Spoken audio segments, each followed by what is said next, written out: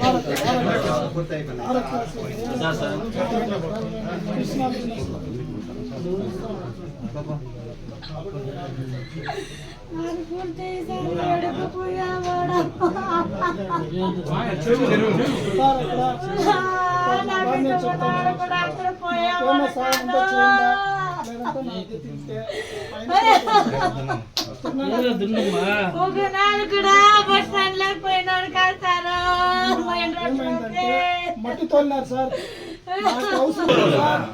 మట్టి తోలినారు. ఒకే ఎక్కువ లోతులు ఓడేసినారు సార్, ఎక్కువ లోతులు ఓడేసినారు. చిన్న పిల్లలు 4వ క్లాసు, 9వ క్లాసు, 7వ క్లాసు. వాడు ఇంకా ఉన్నాడు పోయినాడు. వాడు ఎట్లా తెప్పించుకొని వచ్చేసాడు. ముగ్గురు పిల్లలు సార్. వాడు వచ్చినాడు, ప్రయత్నించినాడు. నా బాబు ప్రయత్నించినాడు.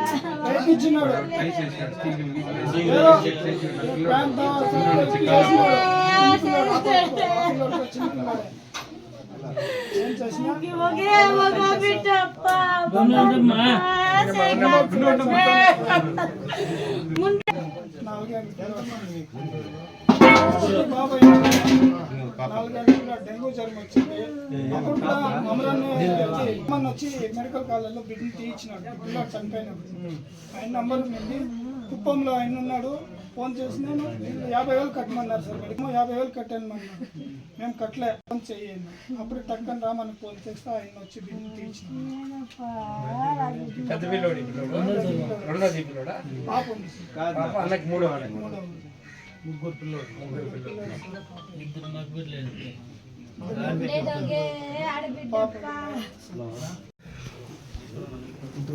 సార్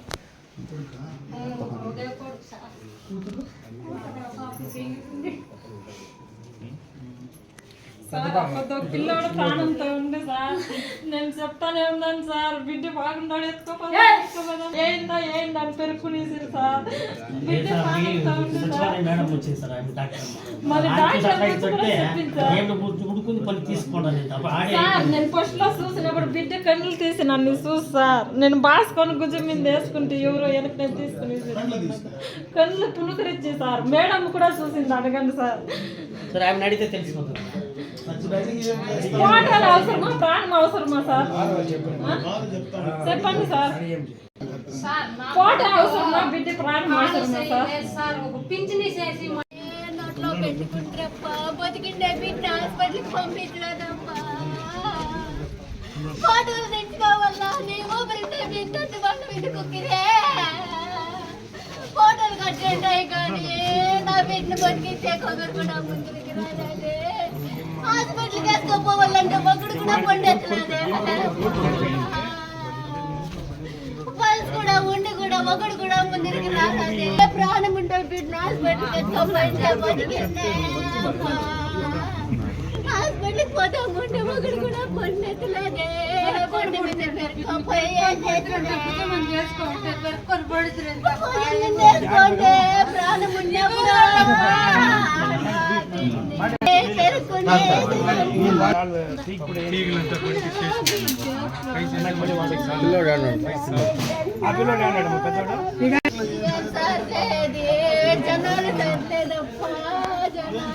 వాని ఆవిడ సంతేనమ్మా మనం ఏం చేసేది వస్తాను